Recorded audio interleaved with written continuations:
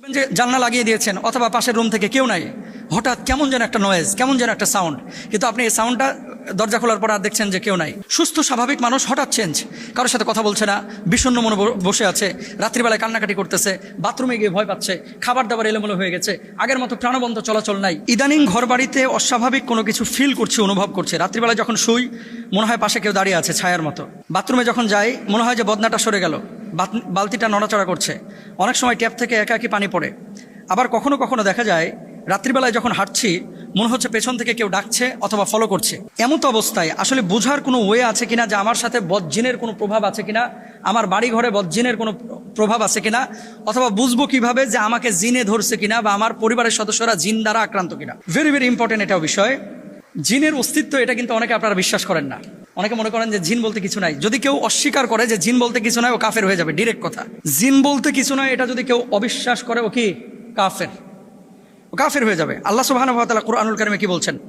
ওয়া খালাকাল জান্না মিন মারিজিম মিন নার।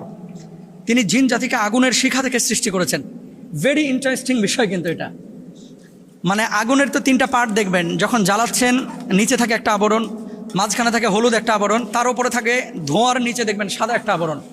তো জিনদেরকে সৃষ্টি করা হয়েছে আগুনের এই সাদা অংশ থেকে। অল জান্না খলাকনাহু মিন ক্বাবলু মিন নারিস সামুম, এটাও কিন্তু হাদিসের কুরআনুল কারীমে আল্লাহ তাআলা বলেছেন।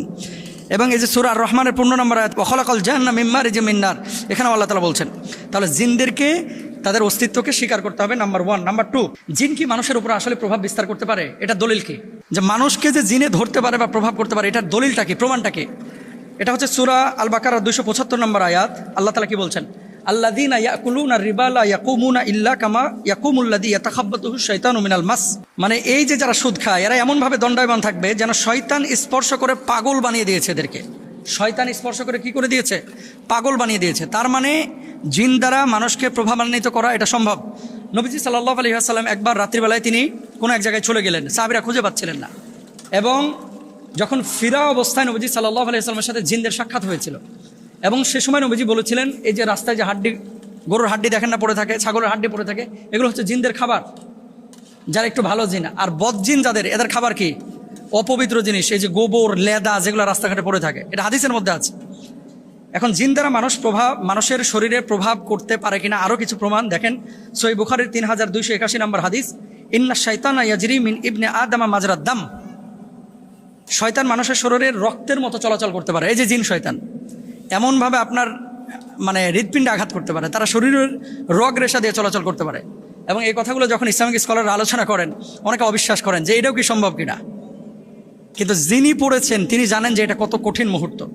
এখন দেখেন সম্ভাব্য জিনে ধরার আলামতটা কি? একজন মানুষের উপরে ধরেন বদজিন আসর করেছে, বুঝবেন কিভাবে?